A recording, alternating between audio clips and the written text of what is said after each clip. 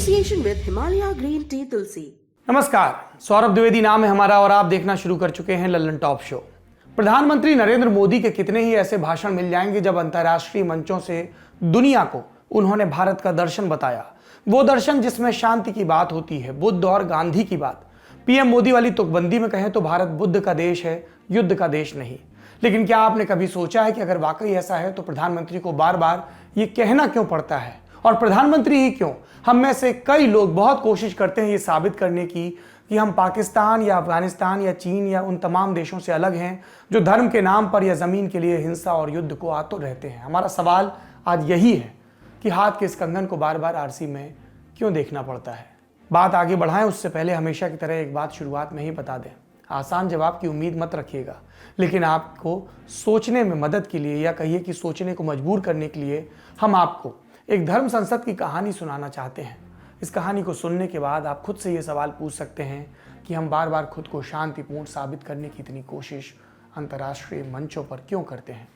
ये कथित धर्म संसद हुई थी हिंदू धर्म के नाम पर। अब हिंदू धर्म को लेकर तो आपको पीएम मोदी के विचार मालूम ही होंगे। वो कितनी ही चुनावी रैलियों में कांग्रेस को इस बात के लिए कोस चुके हैं कि उन्होंने हिंदू शब्द के साथ आतंकवाद जोड़ने का पाप किया। हमें याद आती है प्रधानमंत्री की 2019 में महाराष्ट्र के वर्धा की चुनावी रैली, जब मंच से प्रधानमंत्री कहते हैं कि हिंदू आतंकवाद कहकर कांग्रेस ने देश की मूल धारा को कलंकित किया था। सुनिए। इस देश के करोड़ों लोगों पर हिंदू आतंकवाद का दाग लगाने का प्रयास कांग्रेस ने ही किया है। आप मुझे बताइए, जब आपने हिंदू आतंकवाद शब्द सुना, आपको गहरी चोट पहुंची थी कि नहीं पहुंची थी? हजारों साल का इतिहास, हिंदू कभी आतंकवाद करे ऐसी एक भी घटना है क्या? एक भी घटना है क्या? अरे अंग्रेज जैसे इतिहासकारों ने भी कभी हिंदू हिंसक हो सकता है इस बात का जिक्र तक नहीं किया है। माननीय प्रधानमंत्री भी मानते हैं कि अगर हिंदुओं के साथ हिंसा शब्द जुड़े तो वो दुनिया की नजरों में गिरते हैं। और तब पीएम ये भी कहते हैं कि अंग्रेज इतिहासकारों ने कभी हिंदुओं को हिंसक नहीं माना। तो प्रधानमंत्री मोदी के लिए हिंदू धर्म का एक ऊंचा स्थान है जिस पर वो कोई लांछन नहीं झेल सकते। तो फिर ये कैसे हो गया कि हिंदू धर्म के नाम पर खुलेआम मुसलमानों के नरसंहार की बात हुई, लेकिन प्रधानमंत्री मोदी की सरकार ने, उनकी पार्टी भाजपा ने और उसके राज्य वाले, उसके शासन वाले उत्तराखंड ने एक मामला तक दर्ज नहीं किया। धामी ने, पुष्कर सिंह धामी ने, जो मुख्यमंत्री हैं उत्तराखंड के, ये मामला दर्ज नहीं किया। क्या उन तक ये आवाज पहुंच रही है? उत्तराखंड के हरिद्वार में वेद निकेतन में 3 दिन तक धर्म संसद नाम से आयोजन हुआ, 17 से 19 दिसंबर के बीच। इस कार्यक्रम के आयोजकों में हिंदू रक्षा सेना नाम के संगठन के प्रमुख स्वामी प्रबोधानंद का नाम आ रहा है। इसके अलावा जूना अखाड़ा, निरंजनी अखाड़ा समेत कई अखाड़ों से जुड़े लोग और हिंदुत्ववादी नेता थे।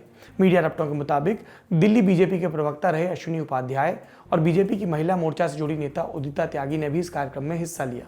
धर्म संसद में क्या हुआ, इस पर आने से पहले कार्यक्रम में शामिल बड़े नामों से जान पहचान कर लीजिए। एक बड़ा नाम स्वामी प्रबोधानंद, हमने बताया आपको, हिंदू रक्षा सेना नाम के संगठन से जुड़े हैं। संगठन का बेस उत्तराखंड और पश्चिमी यूपी में बताया जाता है।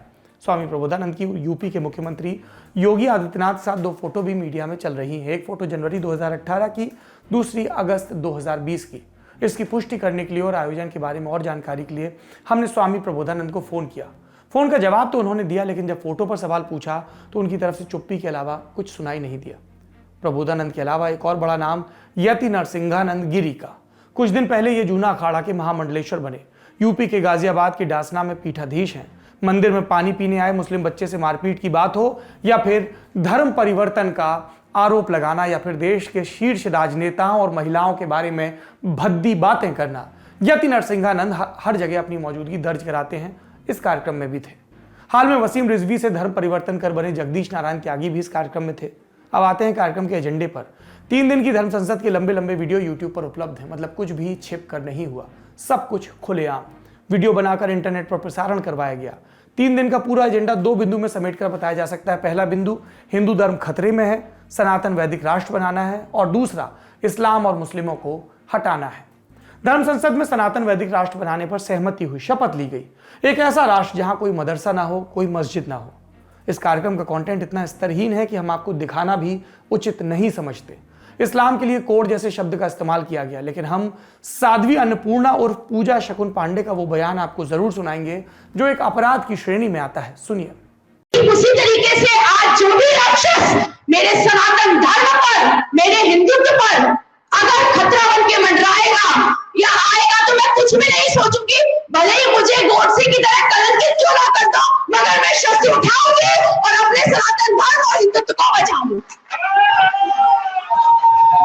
मेरे पास चाकू की औकात है तो मैं चाकू लूंगी, मेरे पास तलवार की औकात है तो तलवार के रूप में रखूंगी, मैं कुछ ना कुछ रखूंगी शस्त्र। लेकिन ध्यान रखिए, मातृशक्ति के तो हाथ ही एक शेर के पंजे की तरह बराबर है, तो चिंता मत कीजिए। अगर मेरे पास शस्त्र नहीं भी है, मेरी औकात नहीं है आज लाख रुपए का शस्त्र रखने की, आप संत समाज से कह रही हो, तो चिंता ना करें, मेरे पंजे ही शेरनी की तरह है, फाड़ के रख देंगे। बस वो हिम्मत जगानी है, मत समझो कमजोर अपने आप को, आप अपने आप में एक शेरा हो। This is the alarming situation, this is the alarm. ये धर्म संसद नहीं है, ये जागरूकता है।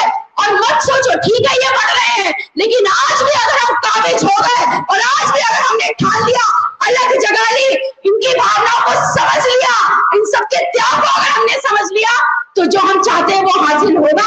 और इस्लामिक भारत नहीं, ये सनातन वैदिक हिंदू राष्ट्र बहुत जल्दी घोषित होगा।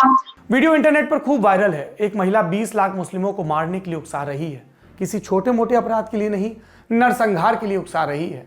लेकिन क्या हरिद्वार की पुलिस ने उन पर कोई केस दर्ज किया? जवाब है अब तक नहीं। हमने हरिद्वार के एसपी सिटी स्वतंत्र कुमार को फोन किया, पूछने के लिए कि क्या कार्रवाई हुई, मामला उनके इलाके का है, कार्रवाई उनकी जिम्मेदारी है। पूछा तो एसपी सिटी ने कहा पुलिस की पैनी नजर बनी हुई है। हमने पूछा कितनी पैनी? क्या पैनापन इतना था कि कार्यक्रम में भड़काऊ भाषणबाजी हो गई, पुलिस को पता नहीं चला, और अब जब हर जगह वीडियो वायरल है तो पुलिस केस दर्ज नहीं कर रही? एसपी ने फोन काट दिया, जवाब देते ना बना। हमने दोबारा किया ये पूछने के लिए क्या कोई केस दर्ज हुआ, तो एसपी ने फोन नहीं लिया। फिर हमने इंडिया टुडे से जुड़े स्थानीय संवाददाता से जानकारी मांगी तो बताया कोई केस अभी दर्ज नहीं हुआ। आप समझ रहे हैं पुलिस और सरकार का पैनापन क्या है। हम आपको ऐसे दर्जनों मामले गिना सकते हैं जब इस तरह की बयानबाजी के आधार पर गिरफ्तारियां हुई या यूएपीए जैसी धाराएं लगाई गई। ऐसे मामलों की संख्या तो और बढ़ी है जब बयानों में हिंसा की कोई बात नहीं हो रही थी, संविधान की दुहाई दी जा रही थी, लेकिन फिर भी साजिश का आरोप लगाकर यूएपीए की धाराएं ठूस दी गई। किसी क्रिकेट मैच में पाकिस्तान की जीत का जश्न मनाने के आधार पर इसी देश में यूएपीए लगता है, लेकिन तथाकथित साध्वी मंच पर खड़ी होकर एक समुदाय को मारने की बात कहती हैं और केस दर्ज नहीं होता। उत्तराखंड में सरकार बीजेपी की सरकार केंद्र में प्रधानमंत्री नरेंद्र मोदी नरेंद्र मोदी हिंदू धर्म को मानने वाले मेरी और आप में से कई लोगों की तरह, सबकी तरह नहीं, क्योंकि इस देश में कई धर्मों को मानने वाले लोग हैं। यही प्रधानमंत्री, यही सरकार, यही पार्टी भारत के शांत प्रिय होने की छवि पेश करती है। तो प्रधानमंत्री को गौर करना चाहिए कि धर्म के नाम पर हिंसा भड़काने वाले इन लोगों को क्यों बचाया जा रहा है, कौन इसको बढ़ावा दे रहा है। वो मन से माफ करें ना करें, फिलहाल जरूरत है कि सरकार सख्त कार्रवाई करे। इस मामले में किस तरह का केस दर्ज होना चाहिए, किस तरह की सजा का प्रावधान है, और क्या पुलिस के अलावा कोई दूसरी एजेंसी भी केस दर्ज कर सकती है, ये सब हमने पूछा कानून के जानकार सुप्रीम कोर्ट में वकील गौरव भारद्वाज से। पहला प्रश्न हमारा यही है कि जब इस तरह के किसी आयोजन में किसी एक समुदाय विशेष के खिलाफ भड़काऊ बातें होती हैं, call to arms, call to violence होता है, तब किन धाराओं में मामला दर्ज किया जा सकता है और इनकी क्या सजा होती है? देखिए निखिल, दो तरीके से इस सवाल को देखा जाना चाहिए।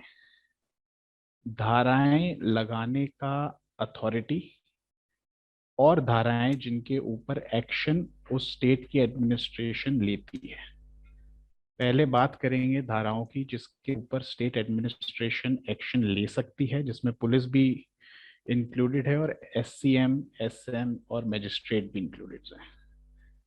धाराएं होती हैं इसमें आईपीसी के अंदर, जिन धाराओं में से 124A, 153A, 153B, 295A, 501A, 5051 और 5052 पब्लिकेशन के ऊपर होता है। लेकिन आज के टेक्नोलॉजिकल समय में when everything is available on YouTube, let us consider it as a publication. At least the information is disseminated. All these IPC sections are pertaining to constraining and booking anybody who is making a statement which entices or incites communal disharmony, not only communal, on the basis of race, on the basis of language also. So all these sections have a circumventing effect. So if there is any statement to the effect in which a particular community comes and say, we don't believe in the Constitution of India, you are going against the law of the land. You are going against the sovereignty and integrity of India. You are coming directly in the ambit of 19(2). Article 19 is a fundamental right wherein the right to expression in terms of freedom of speech is given. And then 19(2), the restrictions are given. And integrity of India has been elucidated and enunciated on many occasions by the Supreme Court itself. And all these speeches will come under all the sections which I have stated just now, including restrictions under Article 19(2). Sir दूसरा question हमारा ये है, पहले तो हम ये भी चाहेंगे कि इनमें कितनी सजा हो सकती है वो आप बताएं। साथ ही हम ये भी चाहते हैं कि अमूमन एजेंसीज की ये शिकायत होती है कि हमें कंप्लेंट मिला नहीं है। क्या इन सारे केसेस में या जिस तरह के अपराध ये लग रहे हैं सुनने में, जिस तरह की बयानबाजी है, क्या इनका सुओ मोटो कॉग्निसेंस पुलिस या दूसरी अथॉरिटीज ले सकती हैं? निखिल, मैं फिर से उसी बात को दोहराऊंगा, मैंने पूरी वीडियोस देखी नहीं है, लेकिन अगर वीडियोस किसी कम्युनिटी के अगेंस्ट विट्रोलिक एंड और वायलेंस को इंस्टिगेट करने वाली हैं तो उसमें स्यू मोटो कॉग्निजेंस स्टेट एडमिनिस्ट्रेशन ले सकता है। उसका कारण ये है कि ये स्टेटमेंट्स आपके public order, public security and then state security को सुप्रीम कोर्ट ने भी कई जजमेंट्स में इस तरह से इंटीग्रेट करा है कि 19(2) आर्टिकल 19(2) संविधान की जो रीजनेबल रिस्ट्रिक्शंस हैं उसमें state security is one of the important elements.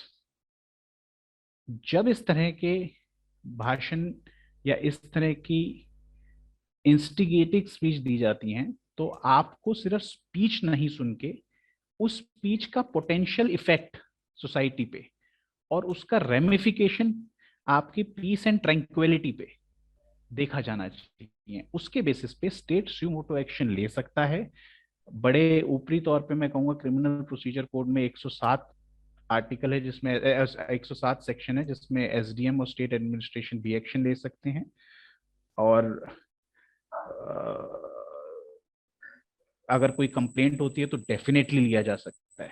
अगर ये footage state administration, police administration के सामने आया है और अब ये वायरल हो रहा है, अब आज मेरे ख्याल से सुबह से ही ये वायरल होना शुरू हुए हैं, तो उसको देखना चाहिए कि फुटेज में ऐसी कौन कौन सी स्टेटमेंट्स बोली गई हैं जिन स्टेटमेंट्स को उस लॉ के एम्बिट में रखते हुए दे शुड टेक एक्शन।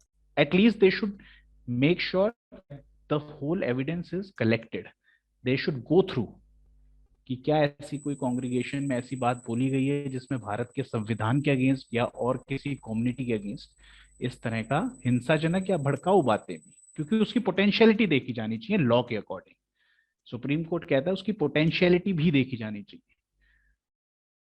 आखिरी सवाल मेरा ये है कि कई बार ऐसे केसेस में क्योंकि सपोर्ट मिलता नहीं है, लोग शिकायत करने से भी बचते हैं क्योंकि उन्हें ऐसा लगता है कि हम इस पचड़े में पड़ना नहीं चाहते हैं और एजेंसीज बहुत ज्यादा इंटरेस्ट लेती नहीं है इस तरह के केसेस को परस्यू करने में। तब क्या कोई रास्ता बचता है किसी भी और तरीके से लीगल रेमेडी का? क्या कोर्ट्स इस तरह के केसेस का संज्ञान लेकर के कार्रवाई का आदेश दे सकती हैं?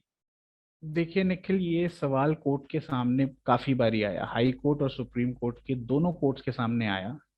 हमारा जो इंडियन पीनल कोड है, जो सेक्शंस मैंने आपको बताए जिसमें 124, 153, 295 और भी एक दो सेक्शन मैंने जिनके नाम लिए, उसमें प्रावधान है।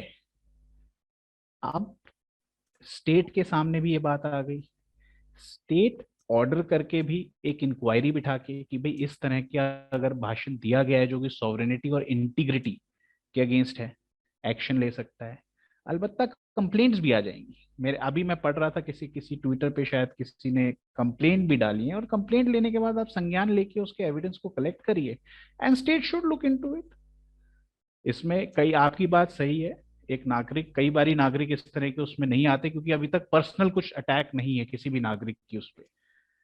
कोई भी नागरिक पे जब पर्सनल अटैक होगा तो वो पुलिस के सामने जाएगा, लेकिन पुलिस और स्टेट एडमिनिस्ट्रेशन का भी ये कर्तव्य बनता है कि वो इस चीज को देखे कि कोई भी चीज नेशनल इंटीग्रेशन और कोहेशन, डिसहार्मनी को ना प्रोपोगेट करे। उसको रोकने का सही टाइम वक्त होता है, उसमें देखें, एविडेंस लें, ये कलेक्ट करें क्या क्या वीडियोस थी, और उसके बाद अगर इनको ऐसा कोई भाषण मिलता है या इन चीजों के ऊपर अपनी इन्वेस्टिगेशन करके they should give a report दी जानी चाहिए सरकार के आला अफसरों को। एक आखिरी, मतलब मैंने पिछले सवाल को भी आखिरी कहा था, एक सप्लीमेंट्री क्वेश्चन था। हमने ये देखा है कि इस तरह के केसेस कई बार जब चालान पेश हो जाता है अदालत में, उसके बाद में बहुत लंबे टाइम तक के अदालतों में फंसे रहते हैं, और उसके बाद में बहुत ही कंक्लूसिवली ये साबित नहीं हो पाता है कि जिस तरह का स्पीच था या जो स्पीच था उसकी इंटेंशन क्या थी और उसका असर क्या हो सकता है, और कई बार लोग छूट जाते हैं। क्या जो अभी के प्रावधान हैं भारत के कानून में वो पर्याप्त हैं इस तरह के हेट स्पीच को रोकने के लिए, या फिर आपको ऐसा लगता है कि एक नए लेजिस्लेशन की भी जरूरत है? निखिल, 2 सवाल आपने सप्लीमेंट्री सवाल में पूछे। मैं पहले सवाल का जवाब ये दूंगा कि कोर्ट की प्रक्रिया में अगर इन तरह के केसेस को डिले होता है या पूरी तरीके से इसका फैसला नहीं होता, तो ये नहीं है कि कोर्ट गलत है या प्रोसिक्यूशन ही गलत है। कई बारी ऐसे वक्तव्य आते हैं जिसमें इस स्पीच की पोटेंशियलिटी, इस स्पीच को पोटेंशियल, ये स्पीच जिस एम के साथ कही गई होती है वो एम नहीं पहुंच पाता। ये स्पीच का मतलब है कोई भी ऐसा भड़काऊ भाषण। तो हमें रीजनेबल रिस्ट्रिक्शंस देखनी चाहिए।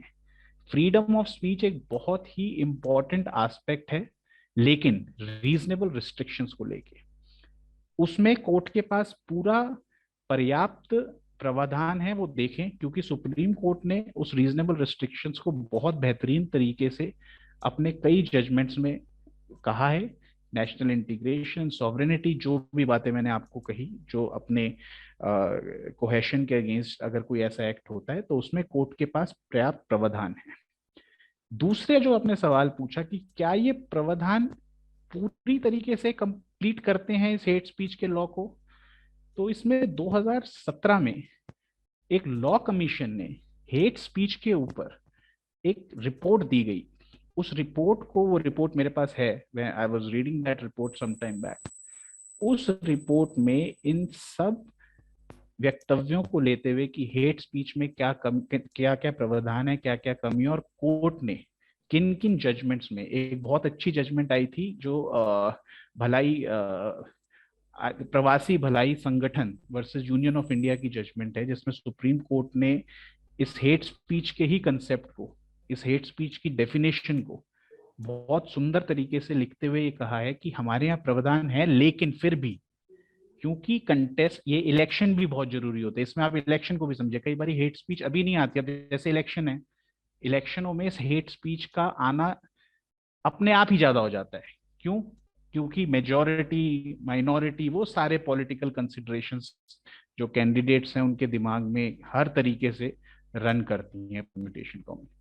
उस चीज को लेके एक लॉ कमीशन की रिपोर्ट 2017 में आई है, वो भी टेबल नहीं हुई है, बट उस लॉ कमीशन की रिपोर्ट में काफी हद तक हेट स्पीच को कवर करने का प्रयास करा गया है। तो लेट अस सी, जब वो पार्लियामेंट हमारा लेजिस्लेट करता है तो उस हिसाब से it will be a good legislation. अब हरिद्वार से आते हैं दिल्ली, एक दूसरे वीडियो की बात करते हैं। सुदर्शन चैनल के editor in chief Suresh Chauhan की अपने ट्विटर हैंडल पर 19 दिसंबर को वीडियो डालते हैं और लिखते हैं, मेरे साथ हिंदू राष्ट्र की शपथ लेते हुए हिंदू युवा वाहिनी के शेर और शेरनियां। वीडियो में दिख भी रहा है कि हिंदू राष्ट्र की शपथ ली जा रही है, पीछे हिंदू युवा वाहिनी का पोस्टर है। आपको मालूम होगा हिंदू युवा वाहिनी की शुरुआत योगी आदित्यनाथ ने की थी। बस इतना याद कर लीजिए और फिर धर्म की राजनीति को समझने की कोशिश करिए। इतिहास की खिड़की से झांकने पर हम पाते हैं सबसे ज्यादा खून धर्म के नाम पर बहा, चाहे यरूशलेम पर कब्जे के लिए हो या फिर बाबरी मस्जिद को गिराने के लिए। इसके इतिहास में आपको कितने ही रेफरेंस मिलेंगे, अलाउद्दीन खिलजी से लेकर तमाम प्रसंग। धर्म के झंडे ढोने वाले हाथ अक्सर खून से रंगे देखे गए। हम जानते हैं जर्मनी में यहूदियों का जो नरसंहार हुआ वो सीधे ऑशविट्स में शुरू नहीं हुआ था। पहले छोटे छोटे कार्यक्रम, फिर बड़े कार्यक्रम, लोगों को शपथ दिलाई गई, यहूदियों को बदनाम किया गया और फिर ट्रेन में ले जाकर लाद कर मारने के लिए भेज दिया गया। आज जिस जमीन पर हम और आप खड़े हैं वहां सभ्यता के अंकुर 5,500 साल पहले लगभग फूटे थे। इस धरती ने दुनिया के 4 बड़े धर्मों को जन्म दिया। बाहर से आए लोगों ने यहाँ रहने वालों को नदी का नाम दिया, सिंधु के नाम पर हिंदू कहा। हमारी मनीषा की एक धारा ऐसी भी रही जिसने हर किस्म के विचार का स्वागत किया, जिसने ये तस्लीम किया कि ईश्वर तक पहुंचने के अनगिनत रास्ते हैं। एक तरफ वेद सम्मत हवन था, दूसरी तरफ कपाल क्रिया करते वाम मार्गी। यहाँ हर गांव के अपने ग्राम देवता हैं। यहाँ शंकराचार्य का अद्वैत दर्शन है। वेदों को ज्ञान का अंतिम स्रोत मानने वालों को भी श्रमण और लोकायत जैसी नास्तिक परंपरा के विद्वानों के लिए महर्षि शब्द का इस्तेमाल करते हुए इसी धरा पर देखा गया। एक सभ्यता के तौर पर हमारा सबसे बड़ा हासिल यही है कि हर किस्म के विचार ने यहाँ अपने लिए 2 पंजे टिकाने भर जगह तलाश ली। ये देश बहस मुबाहिशे का देश है, शास्त्रार्थ की परंपरा का देश है, धर्म के तमाम पहलुओं पर खुलकर बात करने का देश है। जिसे दिक्कत है वो जुटे, चर्चा करे। लेकिन जब धर्म संसद के नाम पर मरने मारने की कस्में खाई जाने लगे तो डर लगता है ये पागलपन कहाँ जाकर रुकेगा। ये देश किसी धार्मिक किताब से नहीं चलता है। मेरे और आपके पुरखों ने तय किया था देश संविधान से चले। संविधान जो इस बात की गारंटी देता है कि इस देश का कोई भी नागरिक, किसी भी धर्म को मानने वाला या नास्तिक भी, उसे अपने जीवन की गरिमा का अधिकार मिलेगा। वो अभय होकर, निर्भय होकर अपना जीवन जिएगा। देश और देश की सरकार ये सुनिश्चित करेगी।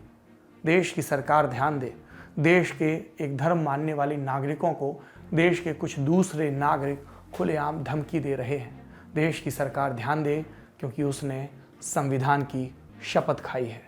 अब बात करते हैं पंजाब के लुधियाना में हुए बम धमाके की, जिसमें कम से कम एक शख्स की जान चली गई और 3 लोग घायल हो गए। ये धमाका दोपहर 12:22 पर लुधियाना के कोर्ट कॉम्प्लेक्स में हुआ। इस वक्त तक कोर्ट ने अपना काम शुरू कर दिया था। परिसर में वकील, पक्षकार, पुलिस और दूसरे लोग मौजूद थे। धमाका इमारत की दूसरी मंजिल पर बने सार्वजनिक शौचालय में हुआ। धमाके ने इसे पूरी तरह नष्ट कर दिया और इससे लगे इमारत के दूसरे हिस्सों में भी नुकसान पहुंचा। लुधियाना का कोर्ट कॉम्प्लेक्स शहर के बीचों बीच है और इसके बिल्कुल करीब लुधियाना के डिप्टी कमिश्नर पुलिस का दफ्तर भी पड़ता है। मौके पर पहुंची एनआईए की टीम इस बात की जांच भी करेगी कि ऐसी जगह सुरक्षा घेरे के बावजूद बम पहुंच कैसे गया। पंजाब के मुख्यमंत्री चरणजीत चन्नी ने इस धमाके की निंदा की, लोगों से शांति बनाए रखने की अपील भी की। जेडी बेअदबी दे कोशिश की गई नहीं सफल होए, हुण यह ब्लास्ट किया गया। ਇਹ ਸਾਰੀਆਂ ਚੋਣਾਂ ਦੇ ਮੱਦੇਨਜ਼ਰ ਕੁਝ ਏਜੰਸੀਆਂ ਵੱਲੋਂ ਕੋਸ਼ਿਸ਼ ਕੀਤੀਆਂ ਜਾ ਰਹੀਆਂ ਤੇ ਅਸੀਂ ਕਿਸੇ ਵੀ ਦੋਸ਼ੀ ਨੂੰ ਬਖਸ਼ਾਂਗੇ नहीं। कैप्टन अमरिंदर के बाद चरणजीत चन्नी पंजाब के दूसरे मुख्यमंत्री हैं जिन्होंने पाकिस्तान समर्थित आतंक के प्रति केंद्र को चेताया और मदद की मांग की। चन्नी इससे पहले केंद्रीय अर्धसैनिक बलों की 25 कंपनियों समेत सीमा सुरक्षा बल बीएसएफ के लिए एंटी ड्रोन उपकरण मांग चुके हैं। दर्शक जानते हैं पाकिस्तान पंजाब से लगी अंतर्राष्ट्रीय सीमा पर नियमित ड्रोन सर्विस चलाता है जिसके जरिए ड्रग्स और हथियार लाए जाते हैं। ऐसे कई ड्रोन बीएसएफ पकड़ भी चुका है। वैसे अभी इस बात की जानकारी नहीं है कि लुधियाना में हुए धमाके का संबंध सीमा पार से है या नहीं। चन्नी के अलावा दिल्ली के मुख्यमंत्री अरविंद केजरीवाल ने भी धमाके की निंदा करते हुए कहा कि ये चुनाव से पहले माहौल बिगाड़ने की साजिश है। कुछ लोग पंजाब का माहौल खराब करना चाहते हैं। कुछ लोग हर बार चुनाव से पहले इस तरह की साजिश रचते हैं। पिछली बार उन्होंने मौड़ में बॉम्ब ब्लास्ट करवाया था, पर पंजाब के 3 करोड़ लोग एक मुट्ठी की तरह एक हैं। यही एकता कुछ लोगों को हजम नहीं हो रही, इसलिए ये लोग माहौल खराब करने की कोशिश कर रहे हैं। उन लोगों की किसी भी साजिश को पंजाब के लोग किसी भी कीमत पे कामयाब नहीं होने देंगे। ब्लास्ट के बाद पंजाब पुलिस ने इलाके को सील कर दिया। लुधियाना के पुलिस कमिश्नर गुरप्रीत सिंह भुल्लर ने प्रेस से कहा, एक शव घटनास्थल के करीब से मिला है। ये शख्स या तो विस्फोटक लाया था या धमाके के वक्त करीब ही मौजूद था। धमाका किस तरह के विस्फोटक से हुआ ये भी अभी पता नहीं चला है। इसके तुरंत बाद चंडीगढ़ समेत नई दिल्ली में भी तेजी से कार्रवाई शुरू हो गई। शुरुआती जांच के बाद घटनास्थल को एनआईए और राष्ट्रीय सुरक्षा गार्ड एनएसजी के एक्सपर्ट्स के हवाले किया गया। होम मिनिस्ट्री ने दोपहर में ही पंजाब सरकार से घटना पर रिपोर्ट भी तलब की थी। इसके अलावा पंजाब और हरियाणा हाईकोर्ट ने भी इस धमाके का संज्ञान लिया और अधिकारियों को निर्देश दिए कि सभी न्यायिक परिसरों की सुरक्षा बढ़ाई जाए। फिलहाल धमाके की असली वजहों की जानकारी नहीं है। धमाके से कुछ ही मिनट पहले लुधियाना की आतमनगर सीट से विधायक सिमरनजीत सिंह बैंस के मामले की सुनवाई हुई थी। बैंस की लोक इंसाफ पार्टी ने 2017 का विधानसभा चुनाव आम आदमी पार्टी के साथ मिलकर लड़ा था। इन विधायक जी पर रेप का भी इल्जाम है और एक इनके खिलाफ गैर जमानती वारंट भी निकला हुआ है। सिमरनजीत सिंह बैंस के वकील और अकाली नेता हरीश राय धंधा ने दावा किया कि उनके बिल्डिंग से निकलते ही धमाका हुआ, संभवतः ये उन्हें निशाना बनाने की कोशिश थी। वैसे यहाँ इस बात का उल्लेख जरूरी है कि धमाका दूसरी मंजिल पर हुआ और बैंस का मामला 5वीं मंजिल पर स्थित अदालत में सुना गया था। लुधियाना में इससे पहले अक्टूबर 2007 में भी एक धमाका हुआ था। श्रृंगार सिनेमा हॉल में हुए इस ब्लास्ट में 6 लोग मारे गए थे, 37 घायल हुए थे। इल्जाम लगा था बब्बर खालसा इंटरनेशनल के 4 संदिग्ध आतंकवादियों पर। 2011 में एक आरोपी संदीप सिंह नाभा की जेल में मृत मिला था। बाकी 3 आरोपी गुरप्रीत सिंह खालसा, हरमिंदर सिंह और रविंदर सिंह को अदालत ने सबूतों के अभाव में बरी किया था। इस फैसले के खिलाफ पंजाब सरकार की अपील अभी भी विचाराधीन है। चलते चलते आपको 2 और खबरें देकर जाते हैं जो आपको देश की दशा बताएंगी और ये भी कि भारत किस दिशा में जा रहा है। पहली खबर का संबंध है राजस्थान से, उस सूबे से जहां सूचना के अधिकार के लिए एक लंबा आंदोलन चला। उसी सूबे में एक आरटीआई कार्यकर्ता के साथ ऐसी बर्बरता हुई कि आपका इंसानियत और सिस्टम से भरोसा उठ जाए। ये विभत्स मामला खूबसूरत धोरों के लिए मशहूर बाड़मेर का है। यहाँ के जोसोड़ो की बेरी में रहते हैं 30 साल के आरटीआई कार्यकर्ता अमराराम गोदारा। 21 जनवरी की शाम को अमराराम जोधपुर से घर आने के लिए बस में बैठे। उनके बस से उतरते ही 8 नकाबपोश बदमाशों ने उनका अपहरण किया, सुनसान जगह ले गए। पहले दोनों पैरों को सरिया मारकर तोड़ा, फिर दोनों पैरों पर 6 जगह कीलें ठोक दी, सरिया आर पार कर दिया, फिर हाथ तोड़ दिए। घंटों तक यातनाएं देने के बाद हमलावर ये सोचकर चले गए कि ये आदमी मर चुका है। अमराराम के साथ ये सब सिर्फ इसलिए हुआ क्योंकि उन्होंने अपनी ग्राम पंचायत में भ्रष्टाचार और अवैध शराब बिक्री की शिकायत की थी और कुंपालिया पंचायत में कथित भ्रष्टाचार की जानकारी के लिए आरटीआई याचिका भी लगाई थी। 15 दिसंबर को उन्होंने शराब माफिया के खिलाफ बाड़मेर पुलिस अधीक्षक को शिकायत भी दी थी। इसके बाद 20 दिसंबर को एक किराना दुकान को शराब कारोबार के संबंध में सील भी करवाया था। हमले के बाद अमराराम को बेसुध पड़ा देख किसी ने पुलिस को खबर की। पुलिस मौके पर पहुंची। किस्मत से अमराराम के प्राण नहीं छूटे थे। पुलिस उन्हें नजदीकी अस्पताल और फिर जोधपुर ले गई क्योंकि उनकी हालत बहुत खराब थी। फिलहाल अमराराम खतरे से बाहर है। जोधपुर में पुलिस के पहरे में उनका इलाज चल रहा है। पुलिस का मानना है हमलावर अवैध शराब कारोबार से जुड़े लोग हो सकते हैं। 22 दिसंबर को इससे पहले पाली जिले के सामाजिक कार्यकर्ता अमराराम बंजारा ने बाड़मेर की घटना को लेकर राजस्थान मानवाधिकार आयोग में एक शिकायत दर्ज कराई है।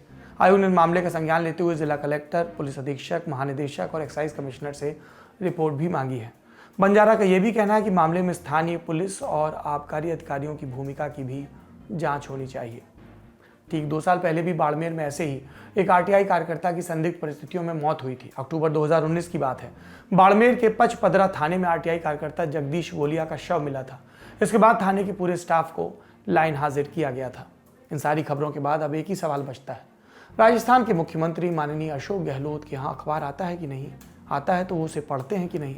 वो खुद अखबार नहीं पढ़ते तो उनका स्टाफ उन्हें सूबे की जानकारी देता है कि नहीं? अगर ये सब नहीं होता तो खेत की बात है। और अगर उन्हें खबर मिलती है और तब भी अपराधियों की इतनी हिम्मत बढ़ी रहती है, पुलिस सख्त एक्शन नहीं करती, तो मुख्यमंत्री को जनता को जवाब तो देना ही होगा।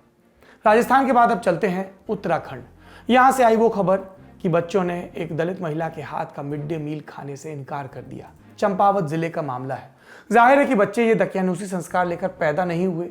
उन्होंने अपने परिवार से, जानने वालों से सीखे और उन्हीं के दबाव में उन्होंने ये शिकायत की।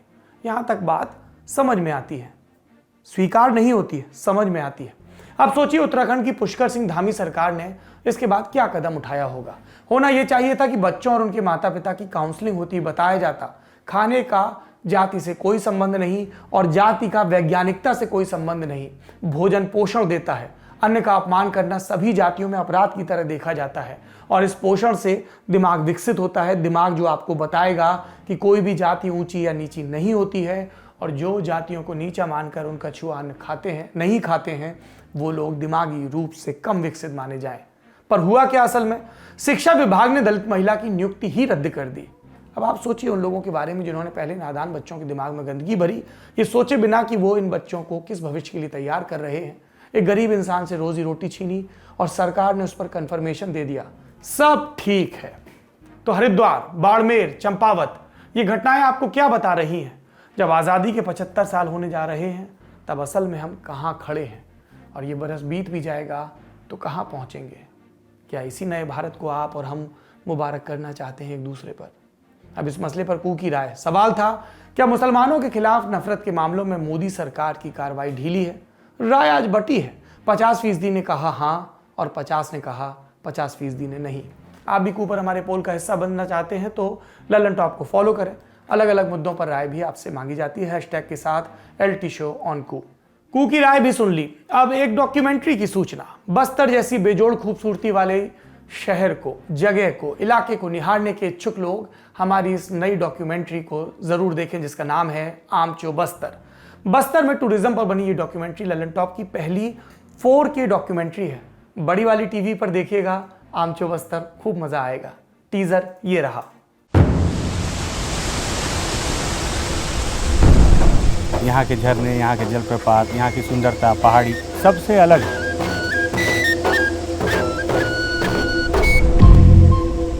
यहाँ पर जो लोग हैं वो अभी भी, चाहे कितना ग्लोबलाइजेशन हो जाए, कितना मॉडर्नाइजेशन हो जाए, वो अभी भी वो जो मूल उनका व्यवहार है उसमें दिखता है कैसे वो ज़मीन से जुड़े हुए हैं, कैसे वो संस्कृति से जुड़े हुए हैं, नेचर से जुड़े हुए हैं।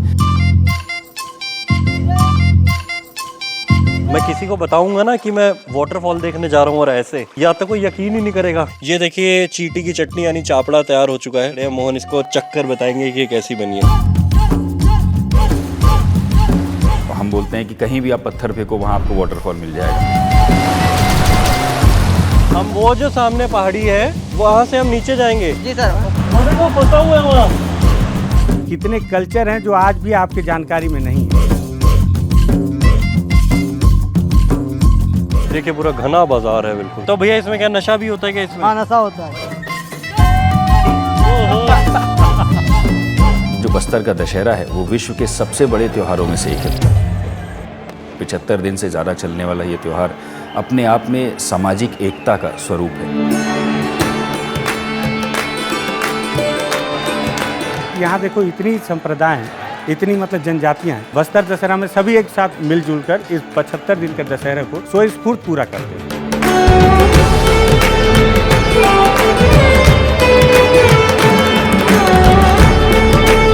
I become a person that people are expecting something from me. एक छोटे बच्चे को लोग भगवान की तरह से पूज रहे हैं।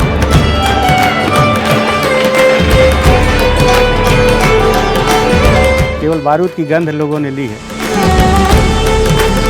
यहाँ के प्यार का सुगंध किसी ने नहीं लिया। तो इस सुगंध को लेने के लिए बस्तर आना चाहिए।